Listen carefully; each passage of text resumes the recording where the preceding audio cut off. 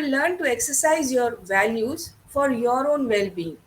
If you are doing well, you will see that people around you are also doing well.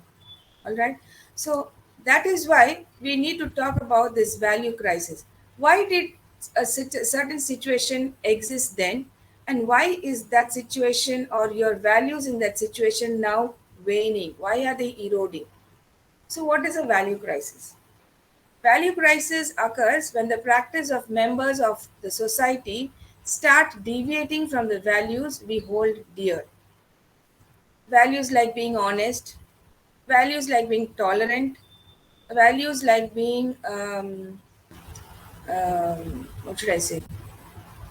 Can you tell me some values? We always keep talking. It's very difficult to come out with positive values because we are always, drowned in negative values. Being honest, being punctual, being regular with your work, cleanliness, tolerance, tolerance. Tolerance and adjustment go together. Um, you can keep talking of so many other, yes, any other positive values. Can Ma'am, you? discipline. Discipline, all right. Okay. um, just they start thinking about some more positive values. Now what happens is when you have this particular set of values that you have been following, and um, they become very close to your heart. Okay, they identify with you. When you start deviating or moving away from these values that you have been practicing all this time, now what will happen? The situation called a value crisis will arise. Now remember, when we talk about society, one second, when I talk to you about society, in the last class I told you a society is not the, it doesn't mean just the place where your house is situated and where you live. There are different types of societies. Your classroom is a society, all right. Your family, your home is a society. The locality that you live in is a society. I'm moving on to higher levels, okay. From your locality you move on to the town, to the state, to the nation, uh, and then we move on to the larger scale, that is globally. All right, each of this entire globe uh, is a big family, a big society for all of us, which means that the values that are existent are not limited to practice only in one small area, but can extend to different levels. All right. So when people practicing these values suddenly decide to stop practicing them and do what is opposite or just not do it, then the situation of a value crisis arises. So, in simple terms, it means that the good habits that you had inculcated in you suddenly start disappearing, or you don't give them any importance, you don't want to follow them anymore, and you would like to follow some other values which are probably opposite to what you have been holding so dear or practicing or like cherishing so long. Okay. Now, you see, when we talk about values, I'll talk to you about that in one of when I talked about the characteristics of values. Um, it doesn't mean that, values that you imbibe at one particular stage of your life are the ones that will are the ultimate. After that, you will not inculcate any more values. It is not like that. You can keep imbibing values in you until you die. If you think they are good enough for you, they are beneficial for you. So what happens is there is this statement which goes like this, that values change over time. Okay. Now, if you can inculcate good values in you, good. But when you start shedding off the good values that you had and give room or place for negative values, that is when value crisis happens. All right, a loss of values. So this is what this bullet point I was is all about. Now, when you start practicing uh, certain values that are not pleasing, that are not beneficial, that are not useful, or that will not take you, you know, give you a good life, there is a chance that you could get involved in unethical activities. All right. You create a new normal for yourself. Now, the word, this term new normal with COVID has so many connotations now. So it can be extended to values also. When you start compromising on your values, you get into a new normal where there is a practice and acceptance of negative values, resulting in immoral behavior. All right. Let's say uh, as long as you were in school, you knew that stealing anybody's property or anybody property, book, which can include books, erasers, pencils, pens, anything, books, is not a good thing to do. All right. Now what happens is, you have still not entered college, so probably this you have not seen this experience, but since I have been teaching for years in different institutes, I had noticed in one of the MBA institutes where some students went up to the library, whole semester they did not study, and then they decided that at the end of the semester, when the semester exams start, they will be able to manage. Now, what happens is they had neither borrowed books nor had made notes throughout the semester. They end up going to the library and they tear pages from the books in the library. All right. Now, isn't that an immoral behavior? Something that you never did all these days, you suddenly decide to do this kind of an immoral act because you realize that you have to pass in the exam. But is that the right way to pass your exams or appear for your exams? So there has been a lot of degradation in values. One thing, you have not been regular to class. You have not been. Your parents have been paying through their nose for your semester fees. You forget about that. You think that it is their duty to do it, but it is not your duty to fulfill their expectations or your duty for your own. What should I say? Um, Promotion, your own upgradation. All right, you decide not to study, you decide not to come to class, um, you decide to steal or get into immoral activities like this, and finally what happens when even that is not enough, you start cheating and copying in the exam hall. Now, these are unethical activities. These are corrupt practices. All right. So this is what value crisis is all about. Now, usually there is a question on value crisis or a short note on value crisis. That's why I wanted to discuss this with you. Um, Now, what happens as a result of this little activity is that you could be motivating or instigating other students or friends in your batch, in your class, in the exam hall, to indulge in these corrupt and unethical activities, and that is not good. So what is happening is, you not only are you indulging in something like this, you are also instigating others to break their code of conduct and indulge in these unethical activities. You give them the impression that I can do it, you can also do it. If I can do it, you should also do it. Why should I get caught alone? If I'm going to do it and I'm going to help you and you're going to reap the benefits of my unethical activity, why can't you do it? Today I'll do it, tomorrow you will do it. So this is how you start spreading the web of illegal practices and unethical activities. And that is how, gradually, unknown to you, the situation of a value crisis arises and starts growing. All right.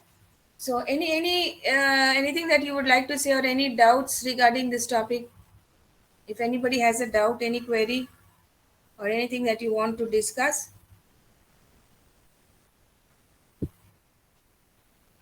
Are all of you sleeping? I don't know what you're doing. Okay. At least sometimes say something because I don't know whether you're there. Yesterday, I don't know, something happened with the internet. Neither Facebook nor Instagram nor what is that? WhatsApp was working last night. I don't know what happened. So I am a little worried whether my internet connection is creating problems, whether my Wi-Fi is, you know, creating problems. So once in a while, just let me know that you're there. All right. There are so many of you in the class, and this is just such a, what should I say, commonplace topic. So I think there should be more interaction from all of you. If you can't say it in English, feel free to say it in Bengali or in Hindi if that makes you feel comfortable, as long as all the others can understand. Okay. Is there a greater Bengali speaking uh, group in your batch, or are they Hindi and mixed? Which one? It's mixed. It's Both mixed. Bengali All right. So that and is what Hindi I'm saying. speaking people are there.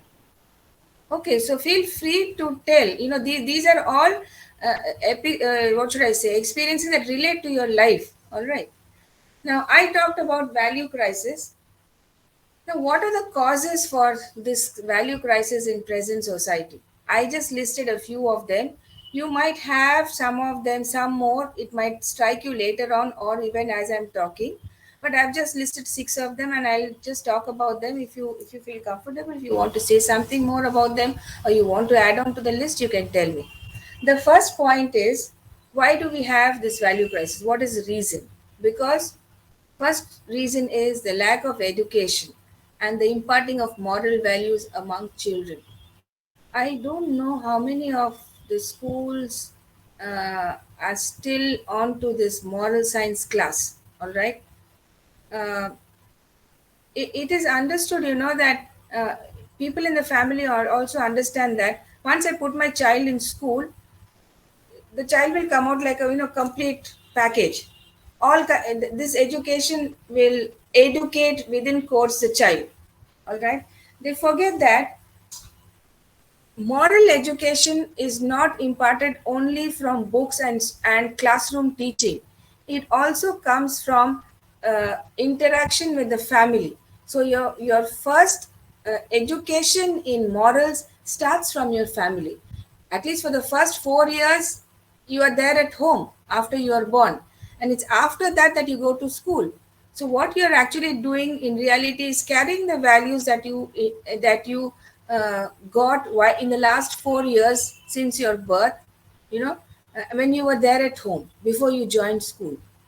And then you start kind of fine tuning them when you go to school, because in school they tell you that, okay, if you have these values, this is good, you can take it forward, and if this is not good, you need to discard it. So that kind of education starts with your moral science classes and all that in school. Your, I don't know what are the social or SUPW classes and all that, social and moral, all those classes in school. Now, what is happening is, because of this rapid development in science and technology, uh, we have we have developed this tendency to ignore or sideline a whole lot of other things that relate to our life. All right, things that make our life better. What has happened is, in uh, this race, to make money, we have forgotten so many of our values. Now, which is why we need to restart and rethink how we can inculcate this thing in our youngsters. That is why we need to educate you if you've not done it in school. Now, whatever you've been doing in school was to make you a better person, all right? Chisel you out, make you a good person. Now, why you could ask me, why do I have to study this in college? I already studied it in school. Now, understand that when you are in college, you are being groomed into a professional. All right, you're going to go into a professional world. That is a different kind of society altogether, and the code of conduct in your workplace is different, and you need to be educated on that code of conduct that you need to follow when you're in your workplace. Now, when you're not educated on all these things, you don't have an idea, you don't understand how you should carry yourself, and that is when problems can arise in your workplace. I keep talking about this adjustment and tolerance. All right. Adjustment and tolerance can relate to the situation in your locality where you live. It can also be extended to the society in which you work. You work with 10 other people, all right? Now, is it when you have your, these placements and all that, we train you, and when we train you for all these things, we try to tell you that group work is appreciable in the workplace than working individually. All right, teamwork is a better option than individual work. All right, and when you work individually, what happens is you give the impression that you cannot uh, socialize, interact with the other people. Now, when you work in an office, there are different sections, and all these sections need to, they're the different parts of a greater picture, and all of them need to fit themselves in like a puzzle. All right, only then you will get the complete picture. Only then will the entire organization benefit. The brand image will be created. Now if there are some of you who want, I can work only on my own, and you stay on, alone, it affects the work culture in your organization.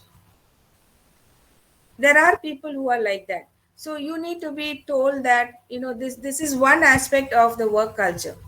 Then another aspect is, a lot of people indulge in office politics, backbiting, which is not at all appreciable.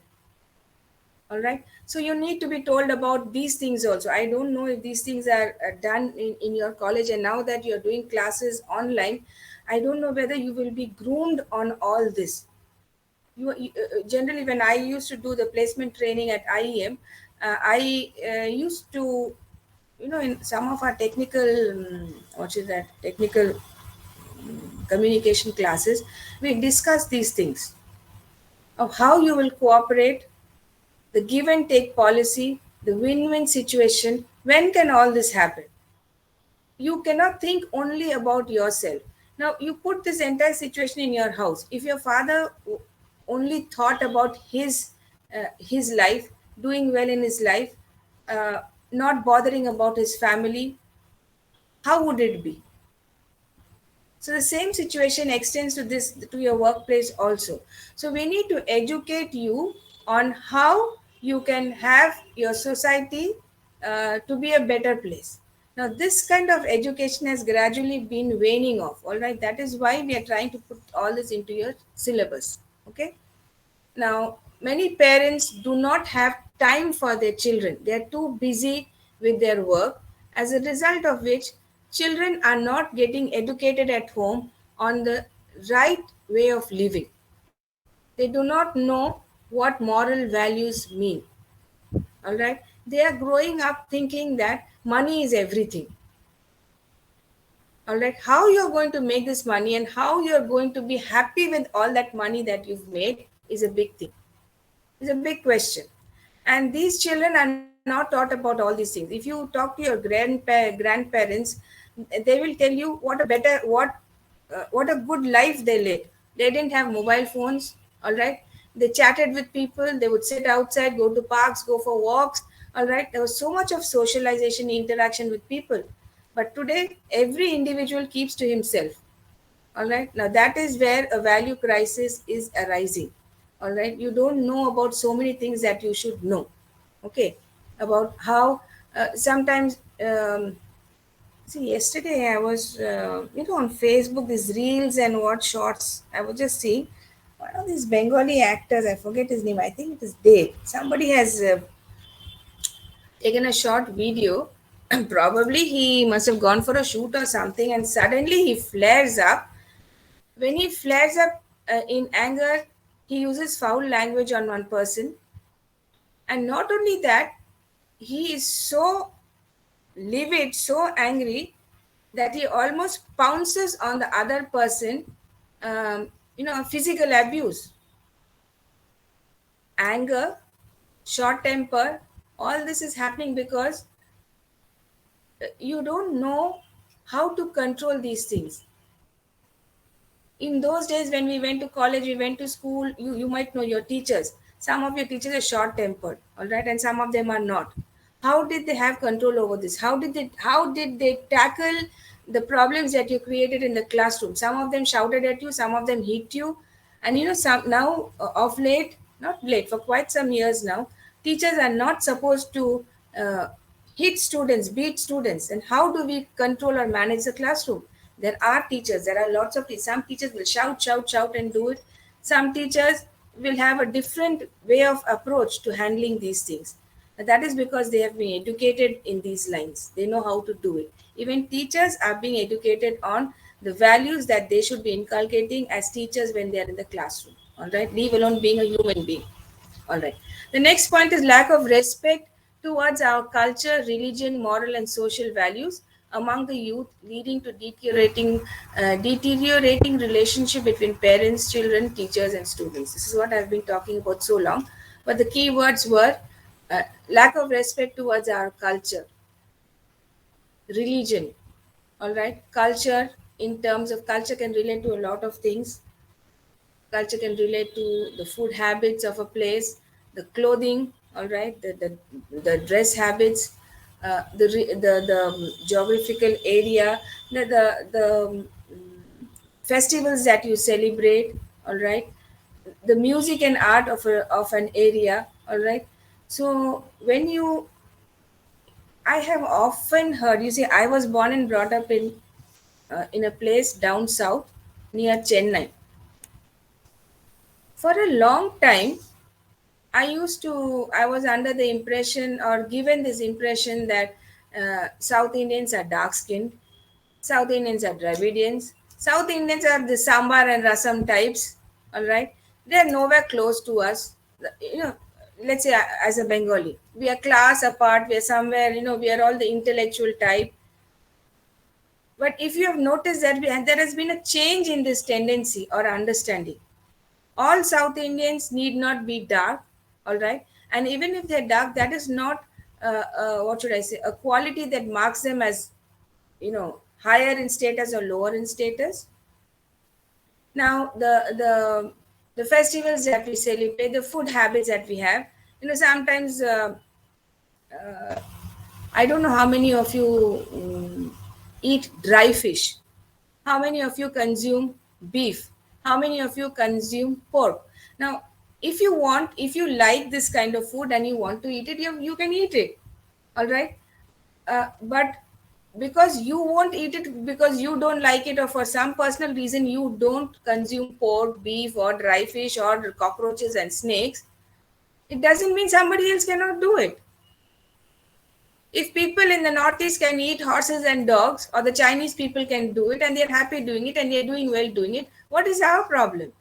Now, when you look down at that, their culture because they eat or consume food that we don't eat or you don't eat.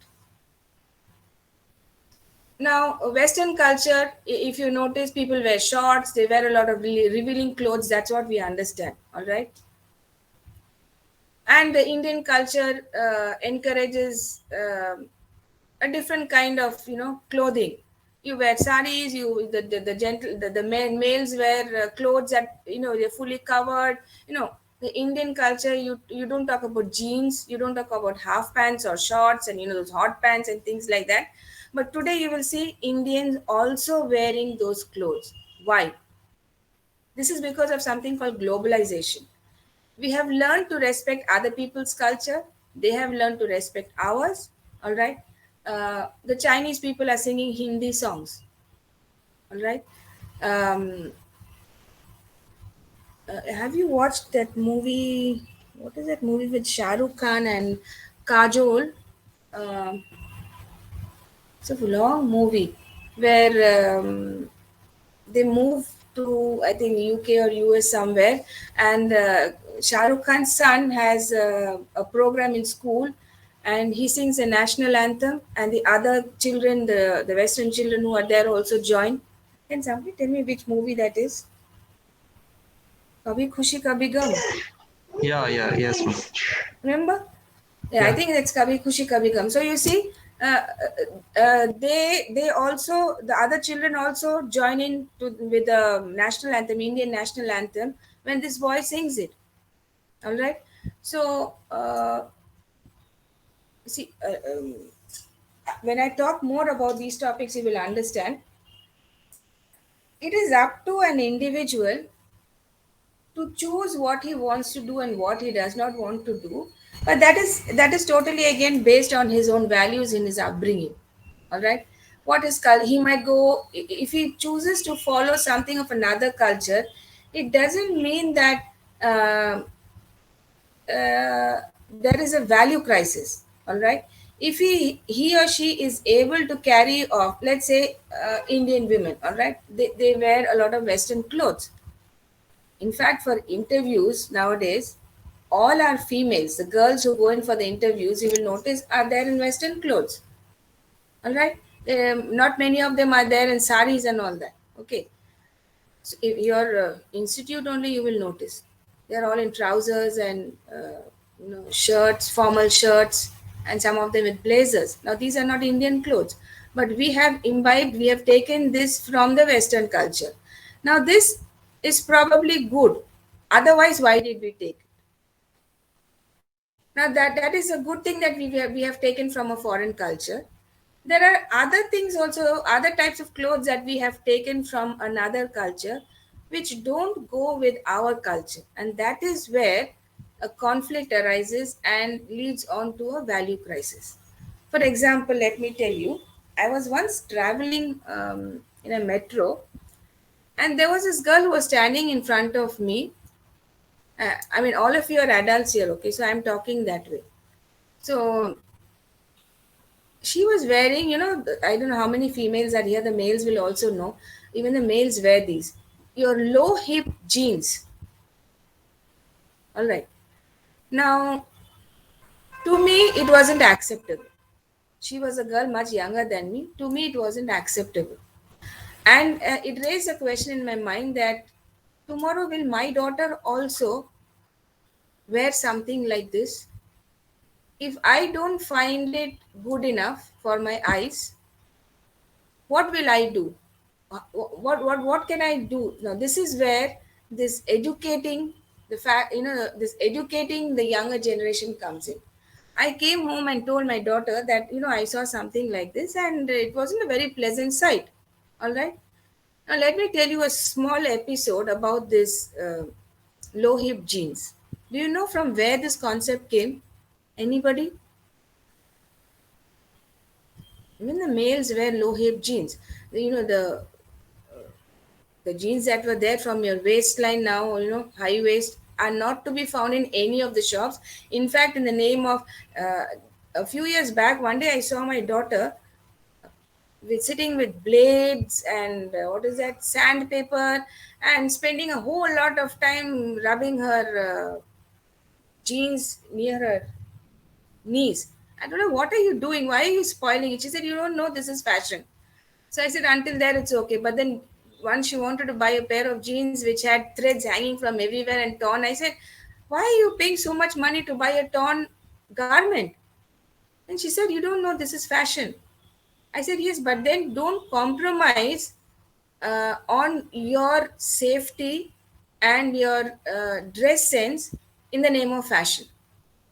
Now, as I asked you this question, do how many of you know from where this low hip jeans actually came up from? Do you have any idea, anybody? Actually, it's from the hippie culture of Los Angeles. Mostly Yeah. from the 50s, 60s, and 70s, the hippie culture. All right. And then we lost so many of the hippie culture. Why did it come back? 60s and a long time. Your generation now, I know fashion comes back again, it returns. But then I'm talking about something, this low hip jeans started something, let's say, at least 5 years back. How did it suddenly come up? Why this revival? The same conditions arose. I mean, during the 50s and 60s, there was an economic boom, but it did not touch every section of the society. The same we are seeing in the current time also. So, Uh, no, this thing about this low hip jeans, it's a small episode that I'd like to tell you from which it came up. This suddenly, when you have fashion revisiting us, there has to be a reason why it has happened. It's not because of the economy or industrial growth or population explosion and all those things. It didn't have anything to do with money. A very interesting fact was there was a time a few years back in the US when a lot of convicts were put into jail. All right. And it came to the notice of the jail keepers that the convicts were using their belts in their jeans to hang themselves in the jail cells. The convicts were using their belts to hang themselves in their jail cells. So the jail officers were now in a situation, in a dilemma as to how to solve this problem. And then it was decided that when a convict was jailed, he had to hand over all his, whatever he had with him before he was jailed. And along with that, if he was wearing a belt, he had to hand over his belt also. Now, what happened when he removed and gave over his belt was that his jeans fell below his hips. All right? And that became a fashion trend. And that fashion trend was something that the Indians also liked to imitate. And it came on to our culture. Now, I will ask you. I ask you to think over this. Do you think this is a value crisis in Indian terms, considering the kind of costumes that Indians wear, both males and females? Do you think this was something that we should have aped meaning APED in this sense, meaning imitated? All right. If somebody told you about it, that it doesn't look good, and this is a reason why this low hip jeans came into existence, would you want to wear that kind of jeans? Ask yourself this question. All right. If you want to tell us, you can tell the class now if you want. And if you think that no, it's just fashion and it has nothing to do with culture, and you're not bothered about whether this kind of clothing is acceptable in Indian situations, and you will still go ahead with it, the choice is yours. All right. There is something called perception. I'll talk to you about perception maybe in my next class. Something called perception. All right. Very interesting. Perception is about me. It simply means what you understand. Perception meaning understand, what you understand of the situation. So these are some examples that I put forward with lack of respect towards our culture. Let's say about Indian culture, one more thing. This culture is again waning away. Indian brides, just after their wedding, it was expected that they would cover their head with a veil or with the pallu of their saris. Now you won't find this prevalent in many places except in the rural areas.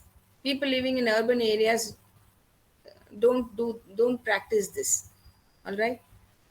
Now why? Would you consider this a value crisis?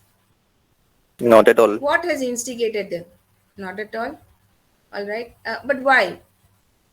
Why would you think There is that? no reason to do so, right? There is no reason to do so. There is no viable reason to do so. So why will people do so? Then why did it happen all these years, and why are people in the rural areas still practicing it? In the urban areas, if people are starting to question everything, in the rural areas, it's happening much less so. Yeah, one of the reasons could be because of education, exposure to a lot of modern trends. For the females, feminism has been a great motivator in all these things. Feminists are of the opinion that we are equal to males. If the males are not going to do it, why should we do it? So in many areas, the women have questioned these things. Why, if the female has to cover her head, why can't the males cover their head with a handkerchief or with a scarf? Even he is newly married. If he is not going to do it, why should a female do it? Now, why it must have taken things to an extent like it's a torture for the woman to do it. Why should she do it? There was a time, when the female of the house, all right, the female in a house, a married woman, used to wear those anklets, which are not the ones that you wear nowadays. They were those round, those thick ones which had bells inside it. And there was a time when the same kind of thing was used even with cows on their feet. All right. Now, just look at the similarity.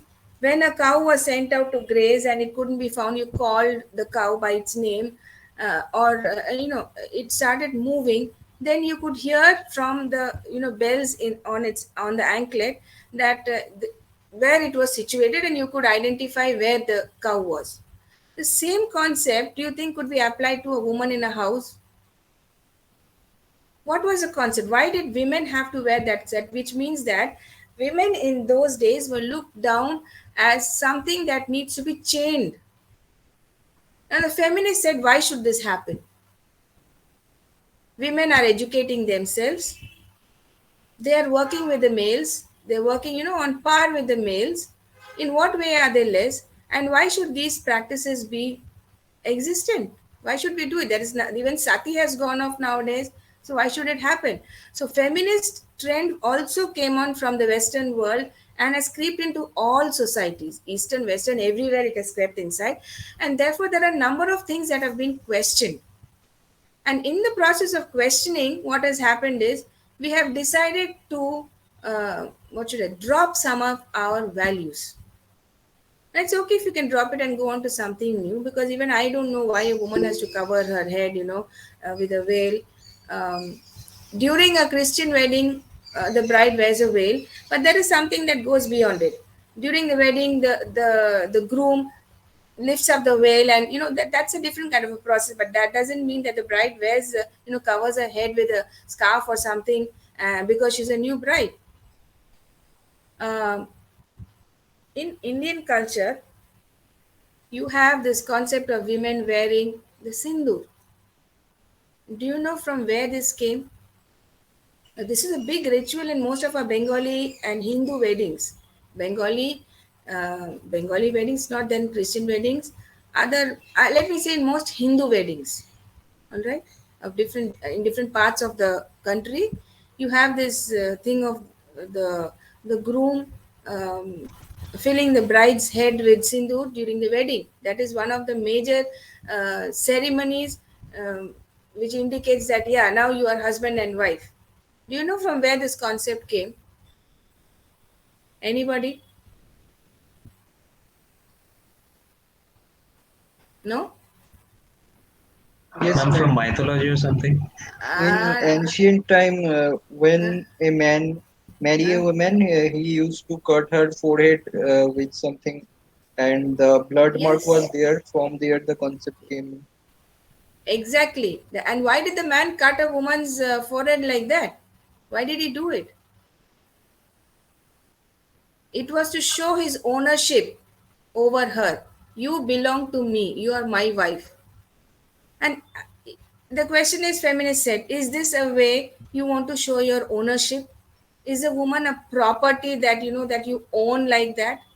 Is that woman not made of flesh and blood?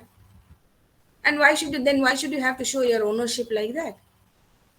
So there are so many of these things, which our culture is interwoven with many of our religious practices, religious rites, thoughts, beliefs, extending to superstitions also. If you don't do this, this will happen, so you should do this. This ritual has been coming down for so many years now.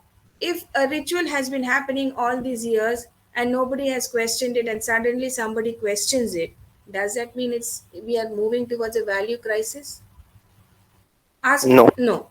Ask yourself this question. For some of you, it might be yes. For some, it might be no.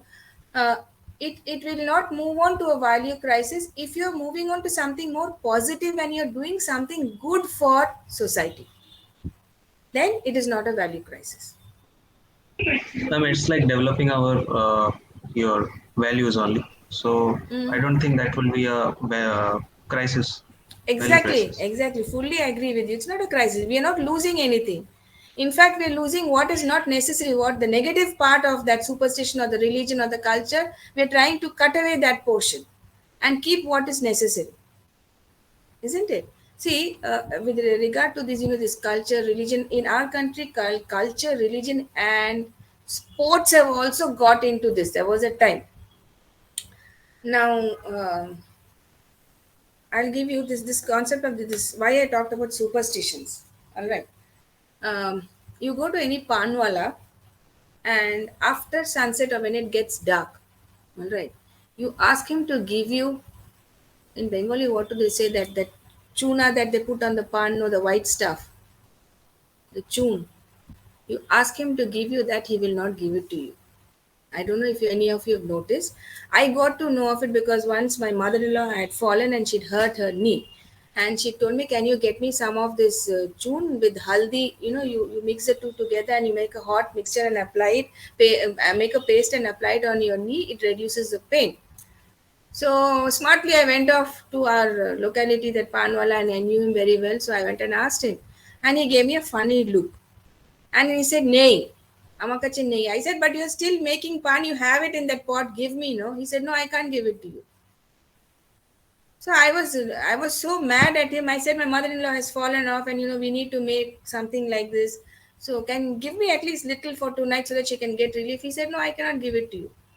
So I went back and I was telling my mother-in-law about it, and then she started smiling. She said, it was my mistake. I shouldn't have sent you to get it now. I said, now what's the problem? She said, no, you should never go to the panwalas and ask them for chun after sunset.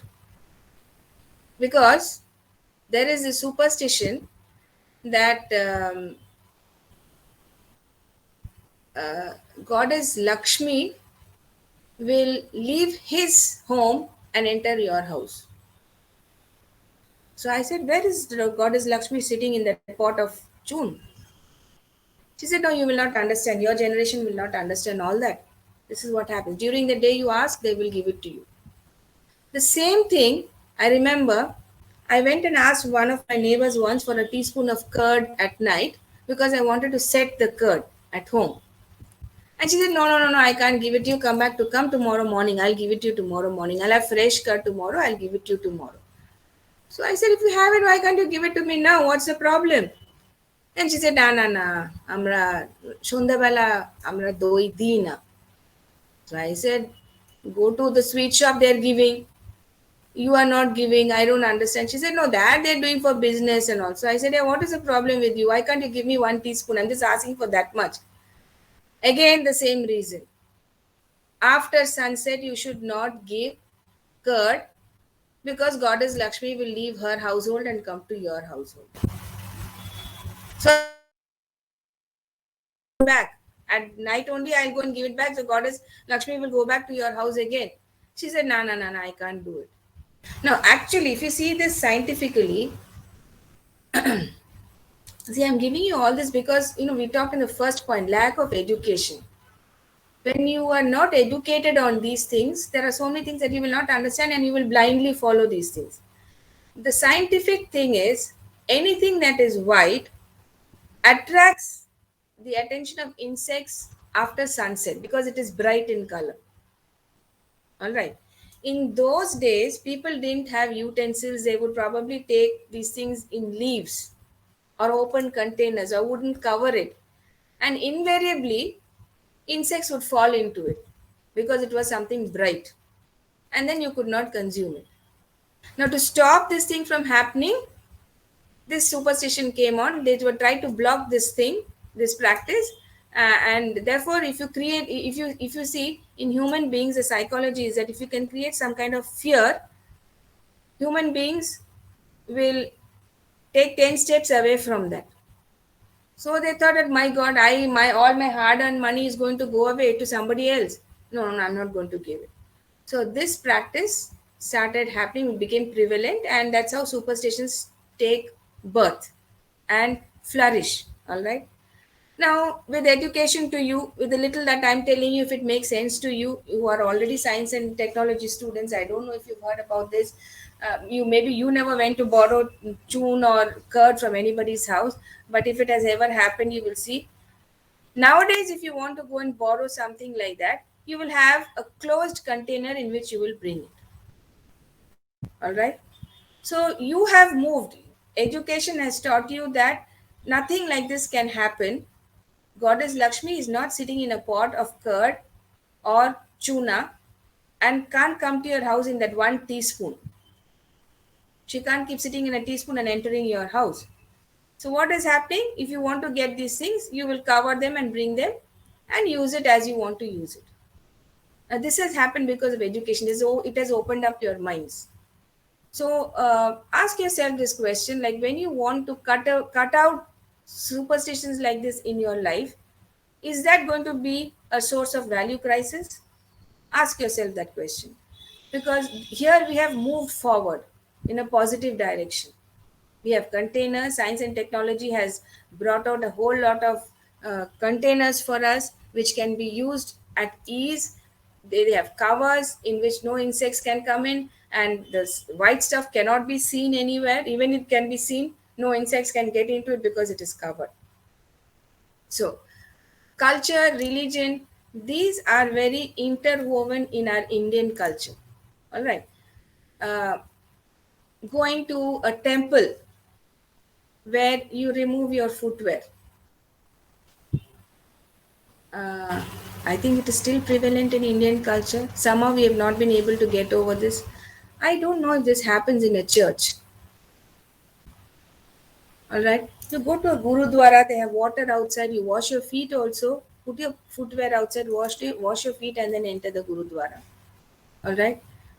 Now, these are certain things that have come from religion. Our culture has a basis in religion also, because religion has taught us so many, or has given us a code of conduct to follow. And when we violate those codes, we live in fear that God will punish us. All right. And that is why we follow these rules. All right. We don't want to go against it. Okay. Uh, Another issue is political and political religious issues are also there. Okay. Um, the youth, since all these things, the youth don't question themselves, and they don't practice these things, they're gradually waning away. Now tell me, how many of us go to a temple every day? When I was living in a medical college campus where my father was working, and we had a big temple there. All right, this was down south, and for us, we used to go for walks in the evening. And there was this friend of mine who would go to the temple. She would leave her footwear outside, go to the temple, or even if she did not, if the temple gates were closed, she wouldn't enter. She would open her footwear and sit on the stairs of the temple. So I asked her one day, why are you doing this? She said, no, my mother tells me that if I go to the temple, I must sit there a little while and then come. I still don't know why it is done. I have no answer. Right? I never tried to find out any day why one should go to a temple and sit down. Even if the temple gates were open and she went inside the temple and offered her prayers and all that and puja, she would sit in the temple for some time and then come out. This practice, like once somebody has left the house, they say, don't call the person from the back. It's going to be a bad day for them, bad luck. I don't know. These things these are things that you have to, they are culture and religion interwoven, and religion has laid the foundation for a lot of our Indian values. Not only Indian values. If you have religion, the churches and all other religions, Christian, Muslim, everything, all religions have laid the basis for our values and ethics to a large extent. Most of our values and ethics have evolved from religion and culture. All right. And because we tend to overlook many of these things nowadays, there is a gap between the generations, your previous generation and your generation, leading to uh, uh, deterioration in relationship between parents and children, teachers and students, in the institutions, educational institutions, parents and children at home, coming back home late at night. All right. And if your parents tell you no, come back early, you will ask them why. There are many reasons, many things have happened, and therefore, let me tell you, give you another example. I was working in an institute where every Saturday, Sunday, especially Saturdays, the director of the institute would come down from Pune, and it was party time. All right.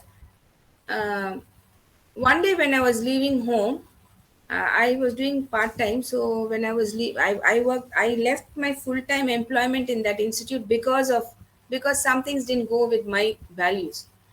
Now, when I was doing, when I converted to half day one day, at about 3 p.m., I noticed him standing at the gate, sector 5, okay, at the gate of the college with glass and a drink in hand. This and a whole lot of students, standing around him, and he stands leaning on the grill gate, the sliding grill gate of the institute, talking to students. I don't know what he was trying to impress on the students, standing with a drink in broad daylight at the college gate. That's something that was totally unacceptable to me. And coming back to the parties, every Friday he would turn up in the afternoon from Pune, and nighttime would be parties. All right, any of those discotheques or wherever it is in Sector 5, there would be a party. Now, I don't drink. Now, it was totally unacceptable to me because the students had to shed out about 3,000 rupees every weekend for a party. There was a time when some of the girls and some of the boys would come and complain to me saying that, ma'am, we don't drink, and we just wait to have our food and go, and that food is not worth 3,000 rupees. So why should we pay 3,000 rupees every week? For what reason? We have come here to study. Now, you see, for me, an educational institute is to come to study, and for them also it was that. For some people, it was just to come to party, just get the placement and leave. And if you were on the right side and you could butter the placement cell, good for you. You need not do anything. You would even pass your exams. And then what would happen was, when this party would go on, dinner could not be served before 10 p.m. Okay, imagine we are in college from 9 a.m. We cannot go back home. We've gone to this place here. And after 10 p.m., dinner would be served. By then, there would be some girls, some boys who were totally drunk. And I was shocked to see some of the girls smoking. And totally shocked when one day I saw a girl throwing up the crockery on the wall up and breaking the crockery of that place. I think she was totally out of her senses. And then what happened was, by the time we left this place, it used to be 1:30 at night. And there were cars that were hired to drop us at home. It was totally, what should I say, unacceptable for me to be traveling in the same car with some of the faculty members who were drunk and rambling away madly. All right. At one point, it used to be funny, but then when I started nearing my house, I would start getting worked up and worried. At 1:32 in the night, I cannot tell them, drop me at a distance so that I can go home quietly, and this shouting and this what should I say, this drunkenness could not be heard. But wherever they would drop me, they can't drop me too far, because at 2 o'clock in the night I can't keep walking home alone. So they would drop me right in front of my house gate, and at 1:32 in the night I would see my neighbors peeping out from their windows. That was so embarrassing. And the impression was that I was also part of this drunken group. Maybe even I was drunk. And my in-laws couldn't tell me anything because I was working. Their daughter-in-law was, she's well qualified. She's working in a management institute. How can we tell her to stop working? So my values, started working. And then I decided that either I work part-time and keep out of all this, or I have to accept or stay separately or stay back in somebody else's house so that I don't disturb people in the house. Now, even if I stayed back every weekend in people's houses, the question would arise that where is the daughter-in-law in this house every weekend going to? She does not come back home. Now, see, these are certain things that are questionable in our society. All right. If I had not put a check on this and decided that no, I'm not going to be part of this, I'd rather leave my job, Otherwise, what would happen was my relationship with my family members was going for a sixer. What kind of an example would I be setting for my daughter? All right. So these are some things that we have to keep in mind. I'll just finish with these points quickly and then I'll stop. Rapid scientific and technological development. Technology has taken things so far that we have stopped communicating or interacting, socializing with people, and have become like zombies. All right. We don't bother about other people. Uh, we don't want to listen.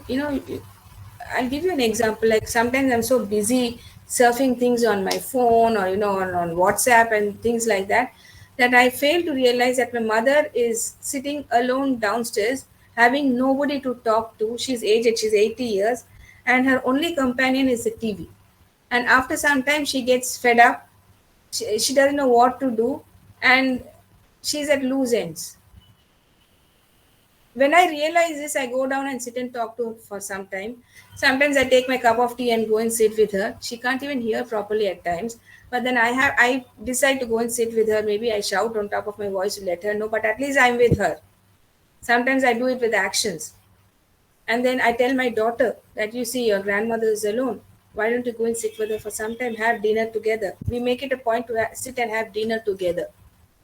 There are times when my daughter will just pick up her food and go and sit upstairs and watch Netflix on her laptop. I told her this is not done, because we grew up setting, my sister and I, it was a duty. If I did it at lunch, my sister would do it at dinner, or on weekends we would do it together. Set the table and then call everybody to come and have lunch or dinner. And when it was done, we would take up all the plates and glasses and put it up in the wash basin. So that is it. Technology has taken our lives to such an extent that we have, this kind of commitment to elderly people is being lost. All right. So much of science, so much of science. Fast pace of industrial growth and economic development. This relates to money. All right. Industry is moving at such a fast rate that we have no time for each other. Work, work, and only work. And as a result of this work, we want more money. We think that we'll have a better life, but I don't know whether this good life is going to come. A standard or a recent example is this COVID attack that we all had. What happened? Industry is now affected. Even if you had money, what was the point? How many people died? Could we do anything even if we had money? Nothing could be done. So, so much of economy developing and industrial growth, nothing is more important than a good life. Population explosion is another reason why we are losing our values in life. Why? Too many people, no food, no job, no place to stay. So, what is happening? We are giving birth to beggars, thieves, all right, hungry people, and all these people are being forced to adopt wrong means for their survival. Because after COVID also people have lost their jobs. So what is happening in so many people, nobody having jobs, what are they doing? There are thefts in so many areas. Adulteration. You buy milk, they're pouring milk, water in milk. You buy vegetables, that fellow vegetable vendors, his weighing balance is not right. Because everybody is trying to make that little extra money by any illegal means. They have their family to feed. They have no jobs. And no jobs because too many people are there. All right, so that is one. The country doesn't have enough to feed its people. Ma'am, I have a question. Yeah. Yes. Ma'am, how come Ratribala Chunna Deva is not a quest for money, but working on a laptop is a quest for money? Working on Chuna. No, I mean Ratribala Chunna Deva. This is not. Running after money, but working on a laptop in your home is a quest for money. See, this thing about this chun. No, let me tell you this. If you go to the panwala and tell him that you make me a good pan and give, he will put that chun only and give you. But what is happening is he's making the money. All right. And he's happy about it. But he's not happy about the fact that if he gives you the chun, all right, you will make money. Because he believes in the superstition. He's not totally educated. He's not properly educated to understand the scientific fact behind uh, this tuna concept. He doesn't understand that tuna, it doesn't make any difference. I am putting tuna on a pan and giving it to a man, and he's taking it home and eating it, or he's taking it home. So the tuna is going to that man's house. But the thing is, this man is making money, and that is what he sees. We've all become money minded. And sitting with a laptop for that matter a whole day, you see, sometime back, quite a few years back, that is after Narayan Murthy from Infosys retired, um, he mentioned, or he told us about, I read about this after he retired. He happened to go to Infosys office one evening, and he was shocked to notice that a whole lot of youngsters were sitting in the office past 11 at night. All right. So he asked these people, what is the funda behind sitting so late? Your office hour is over at 5 or 6 o'clock in the evening. Why are all of you still here? You are youngsters, you have families, you have parents, you have a life after office. Why are you sitting here? Again, I'll tell you, nobody could tell that to on his face. But what he realized was, he said, you people, in the name of overtime, all right, you are using a lot of infrastructure from the office which could be checked on. You are making many other people from the class D staff and all also to wait for you, but you don't realize that they have families, people need them and they need to go back. uh, you don't realize that you have a life outside the office, your working hours. All right, you don't realize that you need to relax, because only if you relax can you come back with a fresh mind the next day, and your output will be better. All right, and your USP, or your unique selling point for which we have employed you here, would be of maximum use for the organization. You don't realize that. Now, why are you doing all this? Because you want overtime money. So he said, is money everything to you? He said, go back home, spend time with your family, go out for some time, relax, go indulge in some kind of recreation. You will see that tomorrow when you come back to work, your work quality will be better, your ideas will be better, your output will be better. And where is the guarantee that working after 5 o'clock till 12 in the night gives you better ideas to work on, or your work output will be better? So what this boils down to is the fact that we all want to make money. So whether you want to give tuna at night or not is immaterial.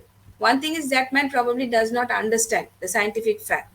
Now the other end is Infosys. All of you are scientifically advanced, and yet you want to sit in an office and work, get exposed to all these gadgets and things like that, and actually not doing any work in that place. Overtime could be occasional when, yes, you are under pressure to finish some work that particular day and the demand is pressing, then you can do overtime.